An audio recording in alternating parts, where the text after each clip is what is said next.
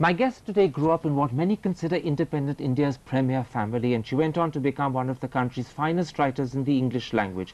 Her books are known for their honesty, though sometimes her critics say she's more honest than she should be. But what is she herself like?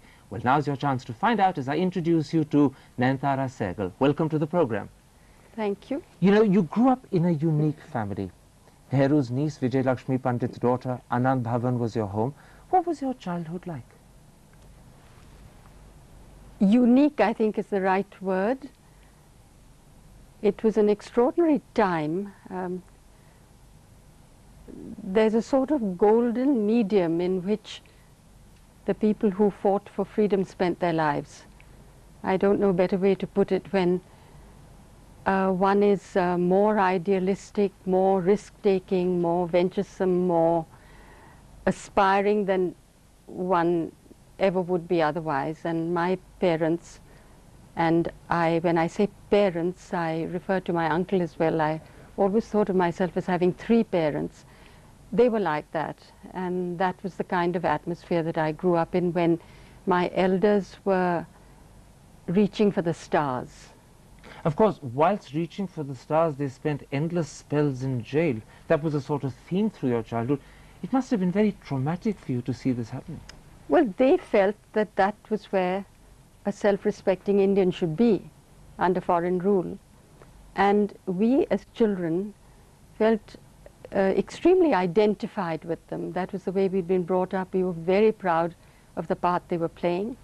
At the same time, it was very traumatic, because I missed my mother and father terribly and cried for them in private, because we didn't want to be seen crying in front of the police. And well, it had those ups and downs, but overall I remember it extraordinarily enough as a time of joy, and a time when we were palpably surrounded by love and the support of our elders, and the feeling that even though we were children, we were soldiers in the fight. In your first novel, Prison and Chocolate Cake, you tell a lovely story about how, in your mind's eye as a 3-year-old, your mother going to prison and chocolate cake sort of became one. My father. That was the first time my father was arrested. And we were, of course, very disturbed when the police came to the house. We were all little children. I have 2 sisters and myself. And my mother then, you know, knowing that this was coming, had made it a special event and a special treat for us. And so it became associated in our minds with an event that has to be celebrated, you know, not something to be sorrowful about, but to be glad that, you know, Papu is going where any proud Indian wants to go. In fact, there were lots of hilarity in your life with jail, because there was an occasion when I believe the police came to raid the house looking for seditious literature, and your mother had to be very artful to fend them off. Well, there were some extraordinary occasions of that kind. She, on that occasion, I think, had put everything under one of our mattresses. You know, in those days we slept on Nivar beds with very thin cotton mattresses on top, and she had put all this so-called seditious literature under the mattress and told them that, oh, I have distributed it long ago, but if you care to look, do come. And they said no, you know, there was no need then. And the second time was when Lal Bahadur ji in 1942, Lal Bahadur Shastri, was hiding in Anand Bhavan, and he had some seditious literature which he put down the flush, and then the flush blocked. And there was nobody in Allahabad in those days to repair it, and ultimately somebody had to come from Calcutta. All the way from Calcutta? Yes, because something very wrong with the drain pipe, or I don't know. I mean, I was very young in those days. With your parents away in jail a lot of the time, you were actually brought up by governesses. You write endearingly of a Danish lady who used to call Tante Anna. Tante Anna, yes. We lived also with our grandmother, whom we call Nani Ma, and her sister Bibi Ma, both of whom we adored. But the governesses were there. And Tante Anna was an extraordinary Danish lady who'd worked as secretary to Jagdish Chandra Bose when she first came to India, and then came to our part of the country, and where my father was impressed with her and hired her. And she was with us for about 5 or 6 years, I think. And so a lot of the normal disciplining, upbringing, the telling of stories actually happened through governesses rather than through mummy? her. The other governesses not so much, but certainly through her, because it was a long continuous period. And she introduced us to the fairy tales of Hans Christian Andersen and a lot of Danish lore and folklore, and to the saga of the Vikings, comparing it to, quite wrongly, actually, with the Indian struggle for freedom, that we must become Vikings, she said. But That all of this kind of happened thing. with your parents quite often in jail. You must have missed them Yes. terribly. Yes, it was terribly bleak. I think especially for me, my younger sister was of a more sort of joyous disposition. My older sister was, being older, more mature, more reconciled, more understanding of what was going on. You were caught in But the middle. caught in the middle, I sort of got the worst of it, in a sense. Do you remember your childhood with happiness? I know it was, in a sense, filled with noble thoughts and meaningful things happening, but was it happy as well? It was very happy.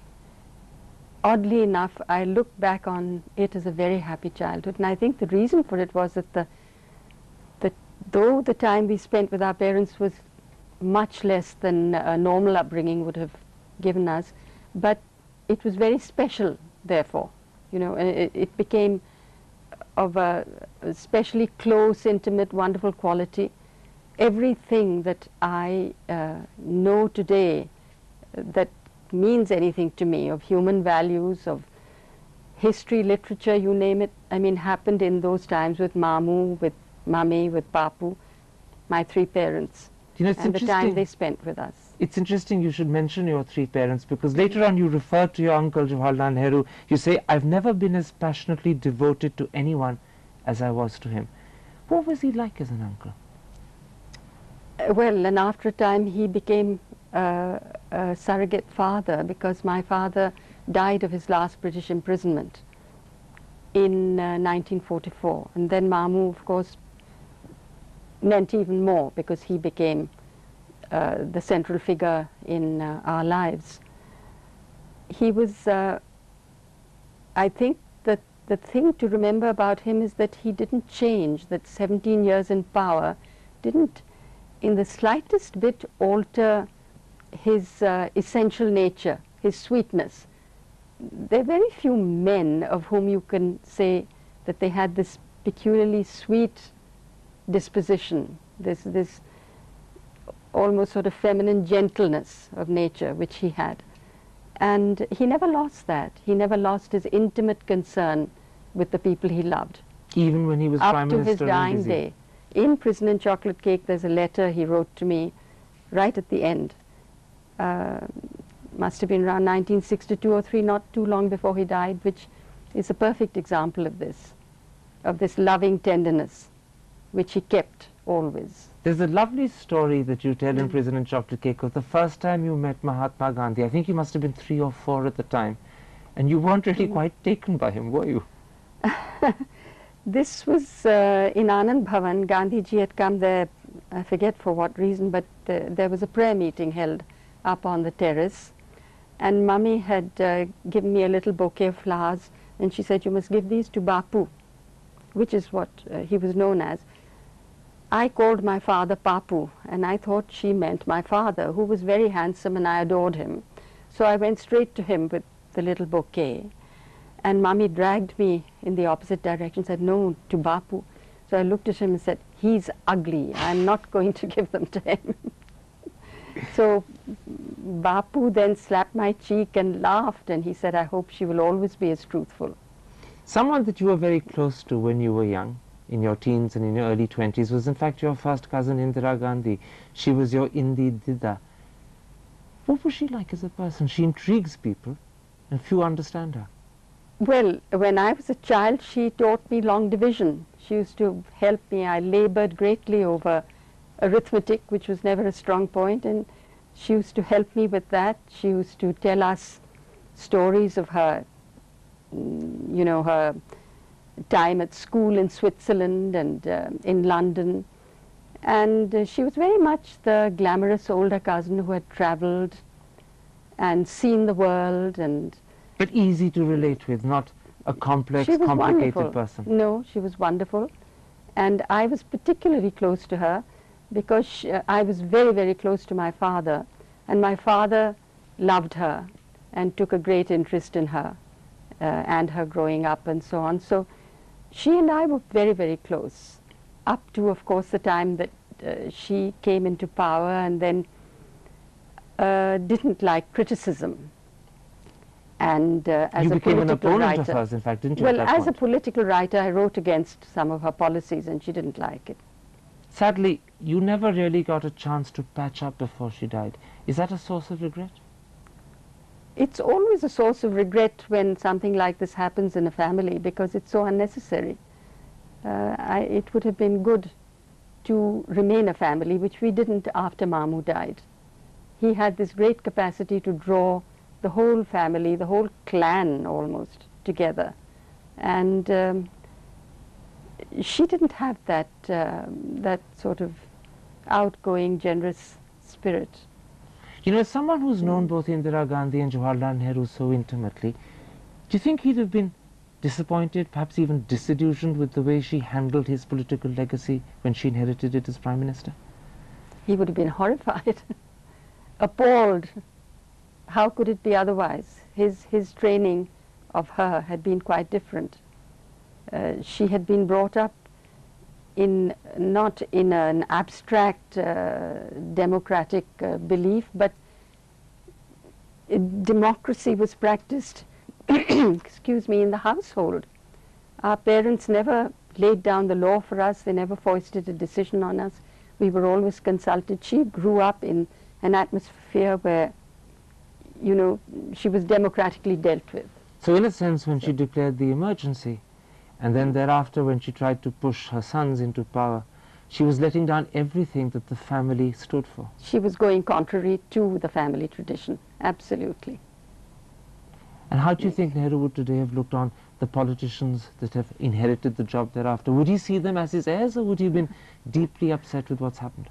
I think he really would have, as I think we all are, aren't we? He would have been simply appalled at the political scene today.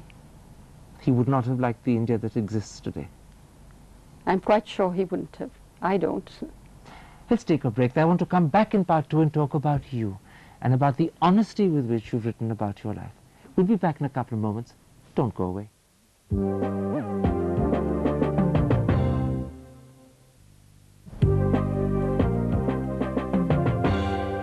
Welcome back. My guest is Nayantara Sahgal. Let's talk about you. In your book, Relationship, you write, "My difficulty is finding my sort of people." Later on, talking about your relationship with Ian Mangatra, you say, "We are so different from what any other two people are like." What sort of person are you? I think the first quote there, which you refer to, is in the context of my finding myself after my marriage in a very different milieu than the one I'd grown up in. I came into a commercial milieu in Bombay and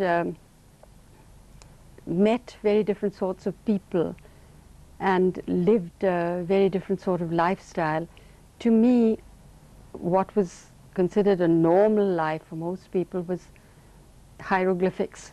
You know, my childhood had been so different, so abnormal from the point of view of most people, that the kind of routine I was then in, the kind of people I was meeting, the kind of expectations from me were, for me, something different, new, that I hadn't encountered. Did you feel as if you didn't belong to the commercial world that in a sense was the world of your marriage? I felt I wasn't equipped for it. You know, I had no feeling of right or wrong about it, but simply that here I am, you know, I'm an outsider looking in. To me, it's like I said, it was hieroglyphics. I couldn't figure it out. I didn't have the key to how to live such a life. It took me a long time to accustom myself One to of the it. great strengths of relationship is that you seem to write of yourself almost as if you are outside of yourself, commenting upon yourself without betraying too much involvement. And yet that's very difficult to do. Are you, in a sense, two different people when you're writing? Well, we're all two different people, I think, whether we're writing or not.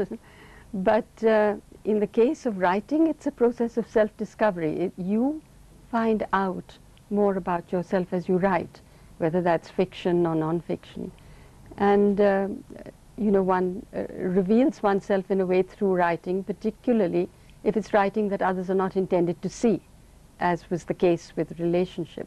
So that there's a greater honesty, you might say, about that, because you're not trying for style or for impressing anybody. Or The honesty comes through all the time in that book, but you also come across as an unconventional person, at times a lady who sets her own rules.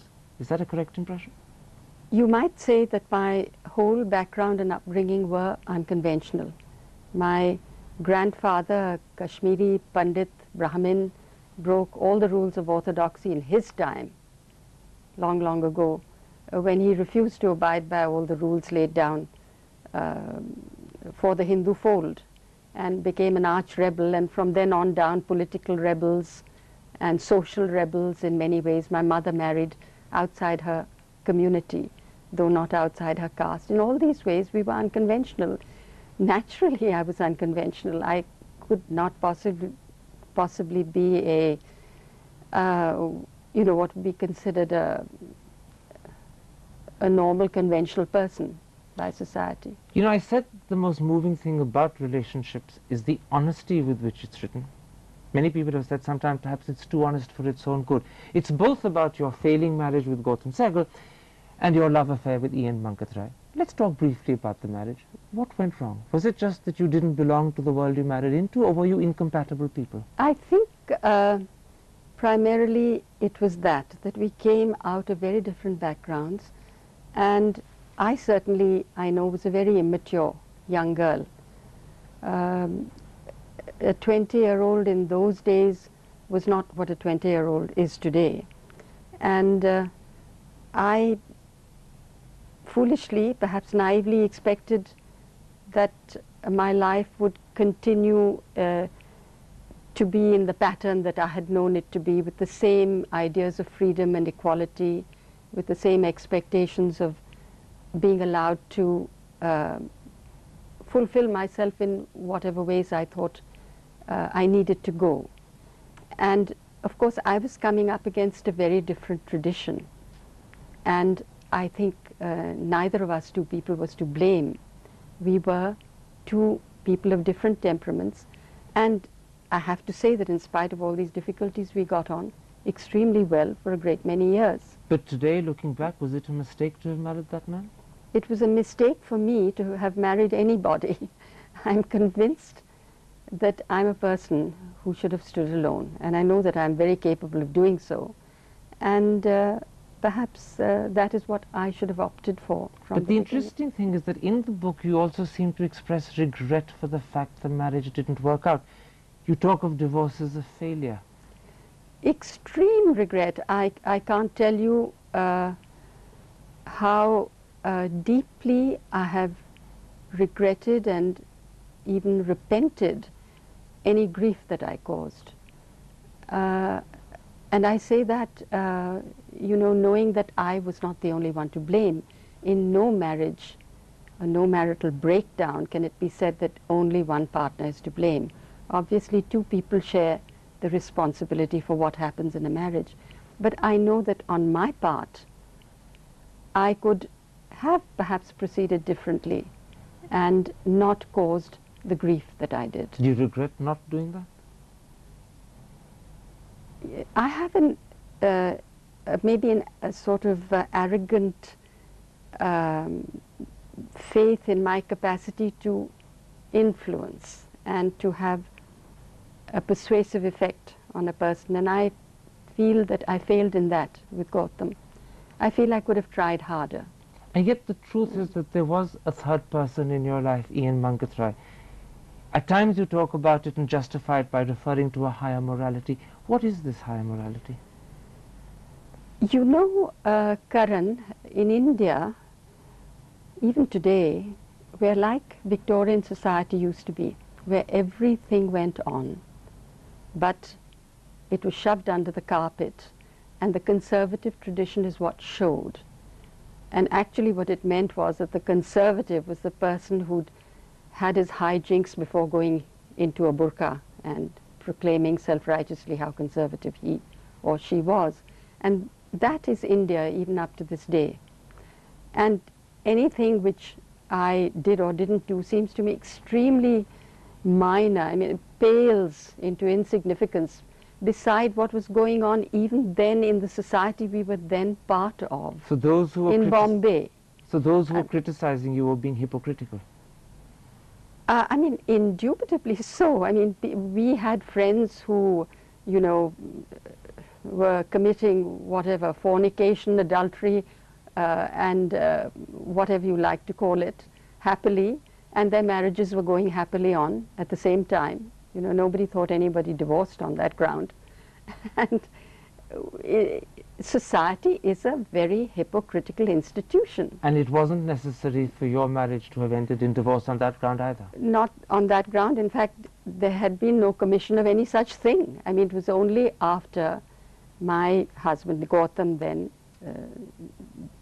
decided that Caesar's wife must be above suspicion, and decided that there was no place in his home for me, then, you know, the freedom began to operate. I said, and I'm saying this now for the third time, that the book is incredibly honest. No one can fail to notice it. It's courageous, it's forthright, it's candid, it's unique. But given the fact that your own children were going to read it and be torn apart between their parents, upset and hurt, was it wise to write it? I think it was not only wise, I think it was necessary. And my children had different, slightly different attitudes to it. But I do have to say, and you will surely agree with this, being of their generation, that my children have lived far more emancipated lives than I could ever have dreamed of doing. I mean, nothing I have done in my life can ever match the freedoms which they have exercised in theirs. So there was no question of their thinking I was a wicked woman, or that I was a woman who was beyond the pale, because they were looking at me from their own emancipated generation. I have been surprised at the enormous support and love I've received from my children. Nayantara Sahgal, a pleasure having you on the program. Thank you very much.